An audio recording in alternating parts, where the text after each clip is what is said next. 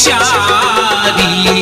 लोचन अभिरामा तनु घन श्यामा निज आयुध भुज चारी।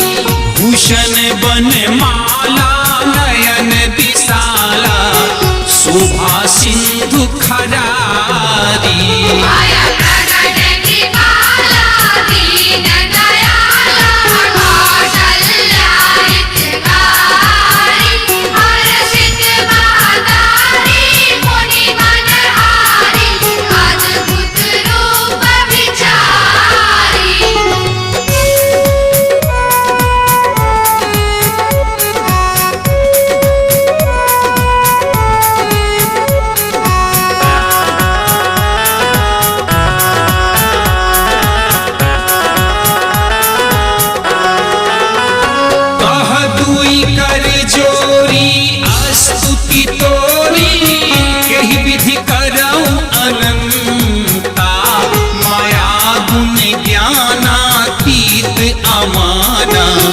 वेद पुराण भनंता करुणा सुख सागर सब गुण आगर।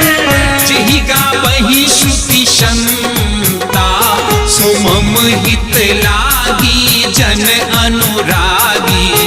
भयो प्रगट श्रीकंता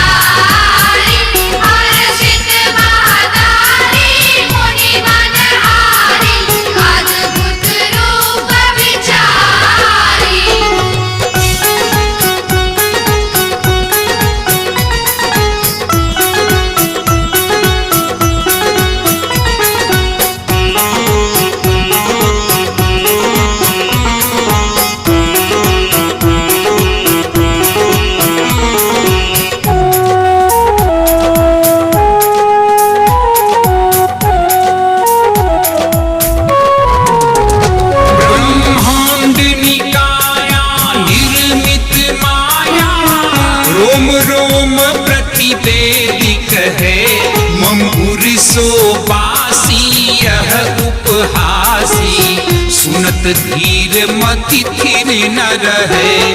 उपजा जब ज्ञाना प्रभु मुस्काना। चलित बहुत विधि किन चढ़े कही कथा सुहाई मातु बुझाई। जेहि प्रकार सुत प्रेम लहे।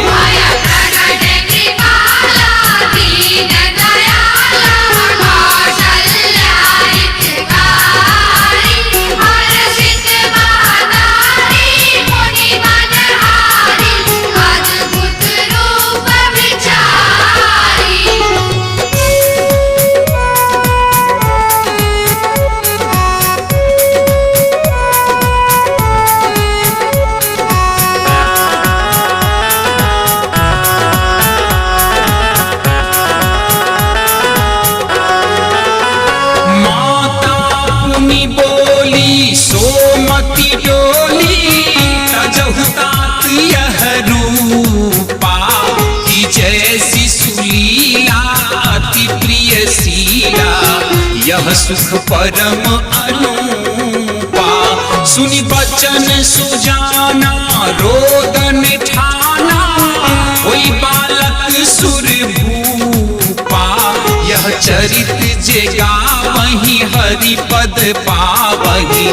तेन परहि भव कूपा।